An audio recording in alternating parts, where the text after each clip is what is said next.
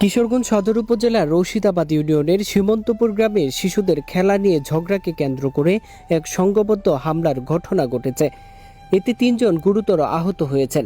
আহতদের একজন নারী শ্লীলতাহানির শিকার হয়েছেন বলেও অভিযোগ পাওয়া গেছে।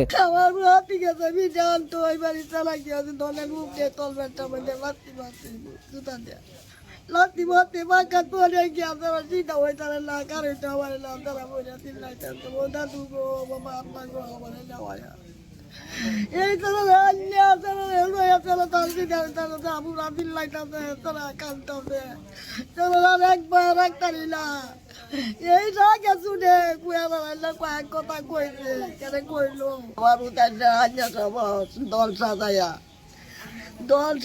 লয়া আইছে 3 আঞ্জাক তো কারেন্ট নাই যা ইয়াল্লা গুন্ডা মানে কারেন্ট আসিন না কারেন্ট গেছে নিয়া 3 আঞ্জাক তো এই বাবা জানি বাড়িয়েছে একজন বাইরে আমার হাতে গেছে আমার পুত্রে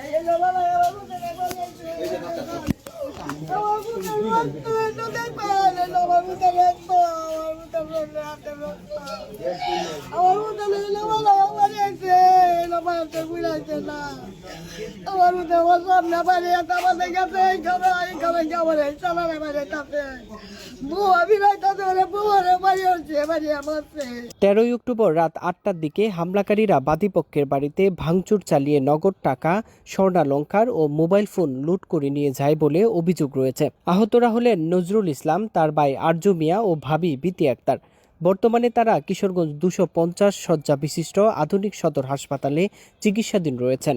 অভিযোগে বলা হয়, নজরুল ইসলামের 6 বছরের ভাতিজা জারিফ প্রতিবেশী মদিনা আক্তারের ছেলের সঙ্গে খেলতে গিয়ে তুচ্ছ বিষয় নিয়ে ঝগড়ায় জড়িয়ে পড়ে। এর জের ধরে রাতে বিবাদীরা ধারালো দা, লোহার রড ও লাঠিসোঁটা নিয়ে নজরুল ইসলামের বাড়িতে হামলা চালায়। হামলার সময় রাব্বুল মিয়া নজরুল ইসলামের মাথায় দা দিয়ে খুব দেয় এবং আবু বক্কর লোহা রড দিয়ে চোখে আঘাত করে বলে অভিযোগে উল্লেখ রয়েছে।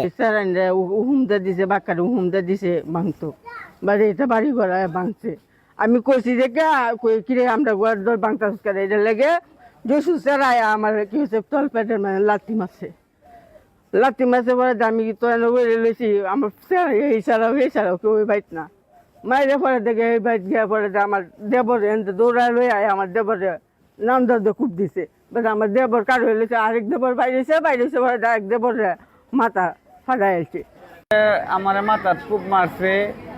আবার এই জসু বাইরেছে এই হুমায়ুনের সারা বাড়ি